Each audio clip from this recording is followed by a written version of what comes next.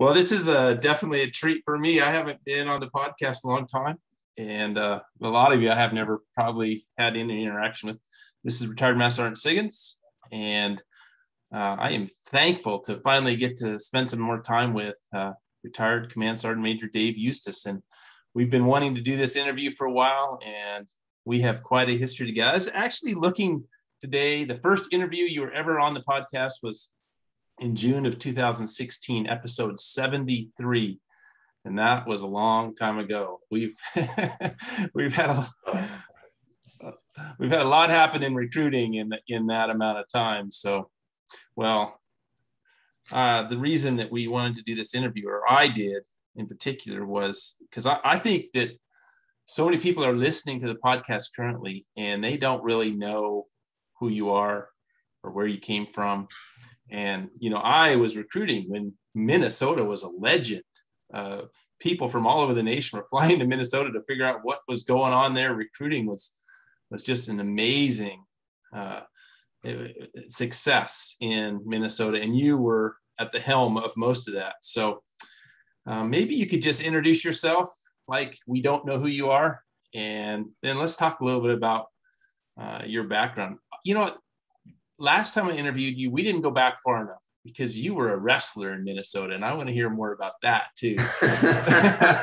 Because I think that actually plays into your success. So welcome, Command Sergeant Major Retired Dave Eustice, and let's hear who you are and a little bit about your background.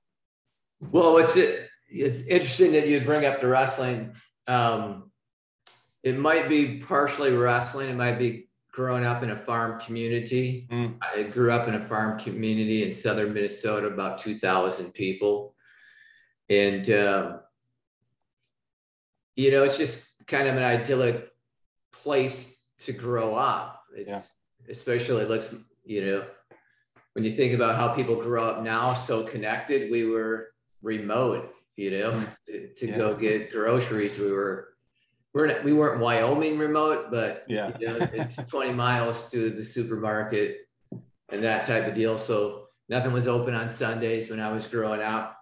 And so our high school was the center of gravity of the community. And it'd be nice if we could get back to that as a society, Since my class was the last graduating class where it was a standalone high school in Janesville, Minnesota. The next year it combined with 3 different towns. And so things changed quite a bit after that. I kind of got into the military business because it was a family operation. I had, I have 6 brothers, 5 have served, and 3. Wow. The one that didn't serve, his wife was in the regular Army. And 3 sisters, one of which was in the Guard. And so it was a combination of National Guard and regular Army. My dad was a Korean War vet. Wow. And so it's kind of a family business thing. Where did you fit in the mix of siblings? I was the youngest for a good bit of time until my little brother showed up 5 years after me. So. And well, that explains a lot. You have to go up tough if you're at the bottom of that. Yeah, there's no doubt. And really kind of the wrestling background part of it. A few years back, I read an article that, wrestlers just have a higher propensity to serve just due to the learned behavior of short-term sacrifice for long-term gain.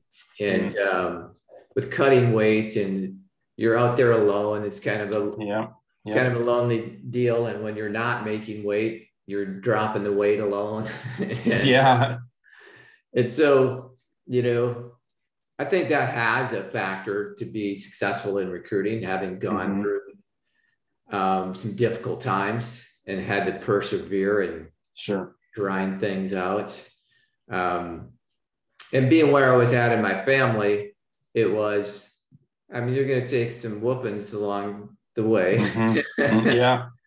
And so you just kind of figure out how to tough it out and wait till your turn when the older ones move out of the house. Yeah. Well, as I listen to the podcast, because I listen every week, I hear that mentality come out. And when you talk about, making mission and the option is, we have no option. It really, I hear your coach talking to you as you go out on the mat, because you were a state champion wrestler, weren't you? I was. And recently, I was notified that I'm going to be inducted into my high school's Hall of Fame. Wow. So that's pretty exciting. Yeah. And what's interesting when you're a young person, you can't wait to get out of that small town. Yeah. To get out of that high school. But now that I'm 52 years old, I have a tremendous appreciation for what that has given to me in my life. Yeah. And to kind of compare it to what we're talking about, is I do think right now we're reluctant to allow soldiers to get some scar tissue that is going to build resiliency. We don't, and I'm not talking about high pressure. What I'm talking about is when you get a mission in the Army, recruiting or not, it's likely that it will be unfair to you individually. Military operations are complex. Yep. And the National Guard, in a given year, they need 40,000 soldiers. So that might seem like, well, it's kind of unfair, the mission that I got, but in any given year, we got 3,500 to 3,800 recruiters out there. And there's plenty of them that are thinking the same thing. Yeah. Mine wasn't very fair either. Yeah. So if it was equally unfair, therefore it's fair. And one of the things, if you look at the current time, is, there's some challenges out there. Mm-hmm. And we have some narratives that we're telling ourselves about those challenges. This year in particular is just kind of funny to me, is we discovered this year that companies offer tuition reimbursement for their employees. Yeah. It was like it just happened. Well, I did some research on it, and most of these companies that get referenced, like McDonald's and Starbucks and Costco and Walmart, they've been doing this for a long time. Yeah. And we never talked about it until this year. Yeah. And with Genesis and the Army bonus and learning loss from COVID, we accepted all those things as reasons. Mm-hmm. And part of that scar tissue I'm talking about from a leadership side, it would have been more beneficial to say, be that as it may, all of those things, if they're all true, we still have to make mission. Yeah. And it is when you're part of an individual sport or a team sport, hey, the refs seem to be getting it wrong in one direction. Be that as it may, we still have to impact what we can impact. Mm-hmm. And I think that this year has had many challenges, but most of it, and I've been telling leaders this, that I really think we talked ourselves into not making mission by looking at those narratives and accepting those things coming back to us. So we had the narrative about everybody else pays for college too. Well, it's really not to the level that we have, but we didn't know what everybody else was paying. Yeah. The learning loss, I just recently did some research on that. And if you look at ACT scores, this past year and previous years, there's a fraction of a difference in the change. And so for the candidates that we're looking for people that are going to get, 17 plus on the ACT. Mm-hmm. And the average is about 20 and a half. Yeah. And last year it was 20.6, going off of memory on that. So, Was that really what caused us all this trouble? No. But there's a little piece of all of it.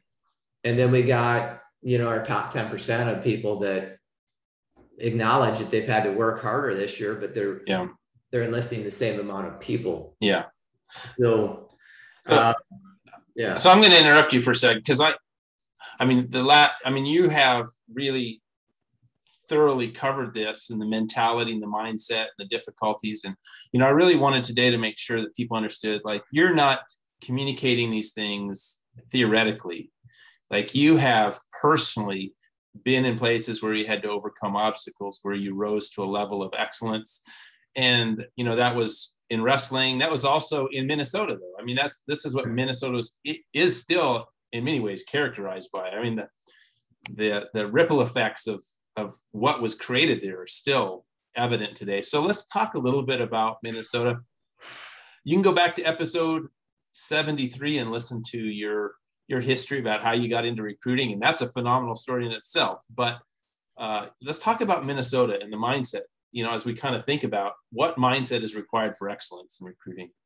So just to contextualize Minnesota is a very blue state. The only state that went against Reagan, So, we have that mentality. There's about 5 million people in Minnesota, and 3 million of them roughly live in the 7-county metropolitan area. So there's not a giant population in outstate Minnesota. Routinely during my time there, the DoD volume was about 5,000, and we got in the ballpark 2,000 plus. And part of that was, the demand signal was there, that our leaders at the state were saying, we're going to be a state that grows. We're going to have an end strength of 11,000. And we had 9,600 positions authorized. So I kind of credit, some of the leadership that came a little bit before me in recruiting to change the mindset where they didn't have the success. Before I got to recruiting, it was kind of like a lot of places, and maybe a lot of places are like that right now, where people that had been around for a while, those bitter sergeants first class out there, kind of had a lot of say in the organization. And so there was a lot of naysayers about what could be done and what should be done and what you can be required to do. And a commander came in and said, well, no, we're required to make mission. And if you're not going to participate in this end objective, we got to relook at our relationship. Now, during that period of time, not a lot of recruiters said goodbye to the organization. What was more significant on that leader's part, and I think it's applicable today, is he looked at the leaders and said, if you're leading a recruiting team, you got to be present. You got to be part of the solution. You have to be training, teaching, coaching, and mentoring your soldiers. And I'm not going to talk to the recruiter about their performance. I'm going to talk to the leader. Sure. So getting that mindset changed transformationally first started with holding leaders accountable. And, some of them had been in recruiting since really the big boost of the AGR program started. So this is probably around 2004 timeframe, where, about 20 years before that is when the AGR program really blew up, and making NCOIC or Master Sergeant in recruiting was kind of a retirement gift. You're going to do a couple of years. And so that mentality changed, and some younger people came in, but they still weren't experiencing the success. And they had a month that was like a never again month. There was a mission of 150, and the command wrote 61 contracts. And of those 61, there was 5 positive dads. Wow. So that that 61 turned to 56. And it was really crucible moment for leadership. It said, we have got to change how we do this. If you go back and listen to that episode, that's how I found my way into recruiting. Yeah. So when I walked in the door of recruiting, that was happening. Like we accept no excuses. 100% is the floor. It is the minimum standard, which I had been in a lot of different places in the military. And I was like, well, duh, you know, we have, so it made total sense to me how I was going to do it. Yeah. Maybe I didn't have that formulated in my mind, but understanding what the objective was, and I was going to be working for people they're not going to negotiate on mission. And so that, you know, holding the line on accountability of the mission was a key point. Sure. But over time, as I moved up and became an NCOIC and production sergeant major and so on, that wasn't enough to transform the organization. What we needed, and what would exemplify my team, is I got a higher expectation than the minimum standard. I expect, if you're going to be in position to advance in this organization as an individual recruiter, you got to do more than the peer group. You got to distinguish yourself in the peer group. And I felt like it was my responsibility to put them in position to, one, maintain employment, and two, move up in the organization. Sure. And so me and some peers started to adopt that mentality on our teams. Like, we're not going to make mission by aiming at the minimum standard. We're going to make mission by having a higher expectation. And it's a little bit on a mentality side, kind of complicated in that having a higher standard didn't necessarily mean more enlistments. What it meant was we're going to get those enlistments sooner. And that does a lot of good things for the individual recruiter. Yeah. And so that was a 2-month, 24, no matter where, if it was your first year or your 12th year, that was the idea. So we really started driving that home, and what the residual effect of that, of having that high standard, became that subordinates started to wear that success as a badge of honor, and then new people coming on the team were kept in check by those people that had been around, saying, hey, 100% is what our standard here is. Yeah. And so you start to get some peer accountability, and over many years, always up in the standard. And it got to the point where, you know, it wasn't just getting done a month early, it was getting done 3 months early. And we did that by getting super excited about having incentives and at the right time of year to make good months better months, and celebration and rewards that go along with that accountability, and make things really uncomplicated. And the uncomplicated thing is enlistments take priority. It's the #1 focus of this organization, not just for recruiters. Everybody that provides support, the GCs, the marketing, the supply, the admin, everybody had that understanding. And when you get to that point and hold everybody as accountable as we hold recruiters, then you get a real team.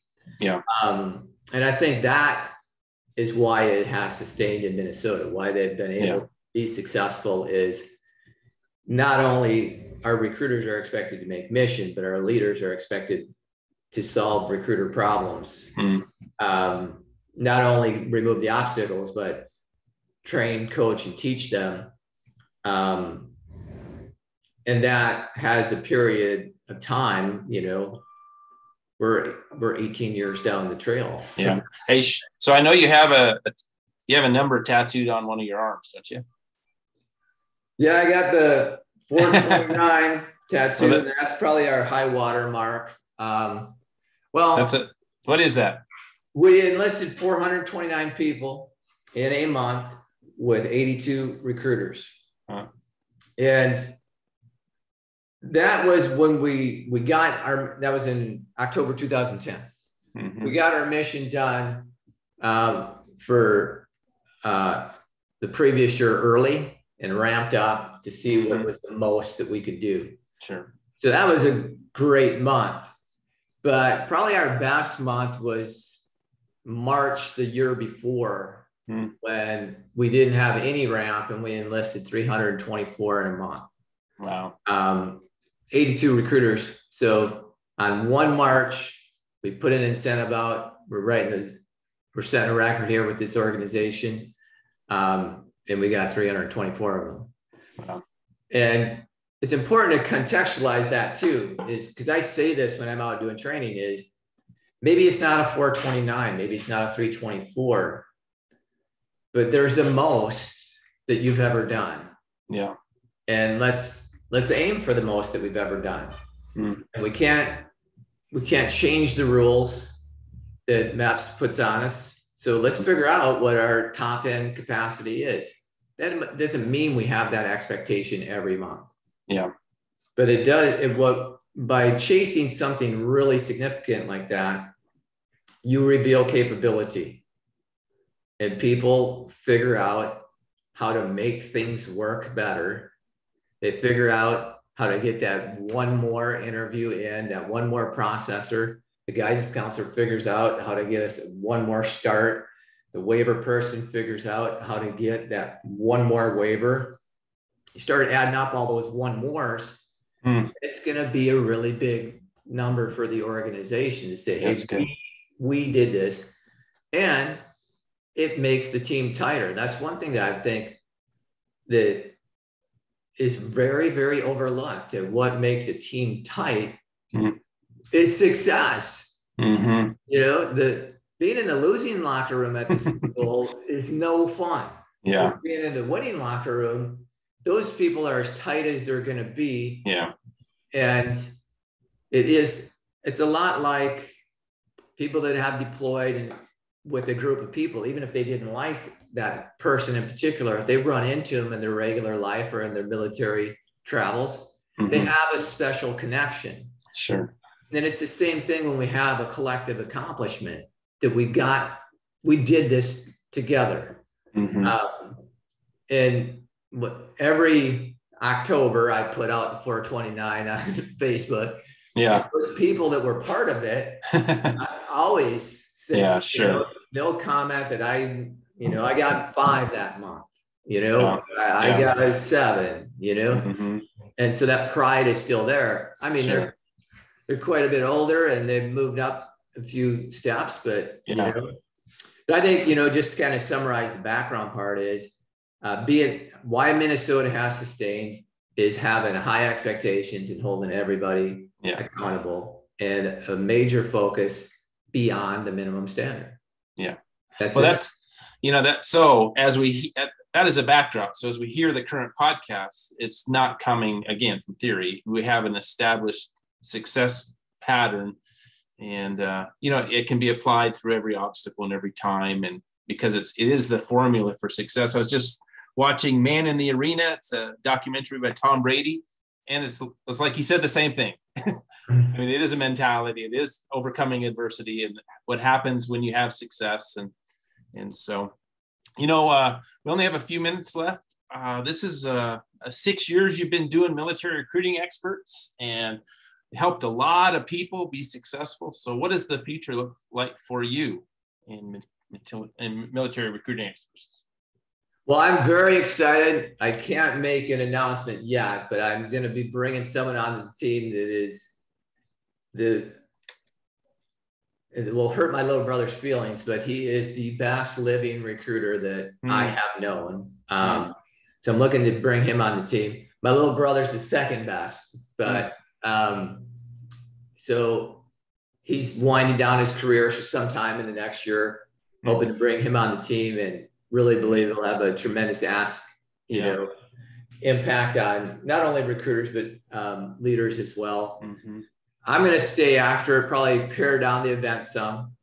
And I had really thought that I would do more in-state training. I do quite a bit. But the in-state training is a little bit different than doing a seminar. Seminars, general, all good stuff.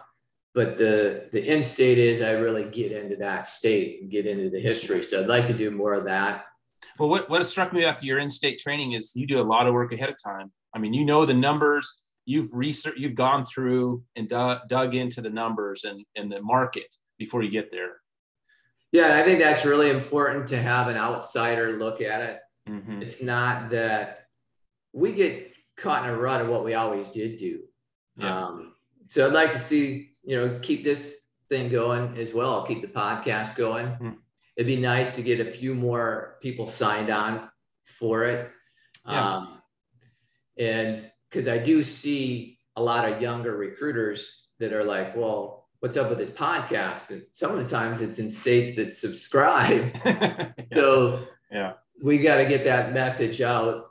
But what I enjoy about both of the things is, hey, I know recruiting is hard.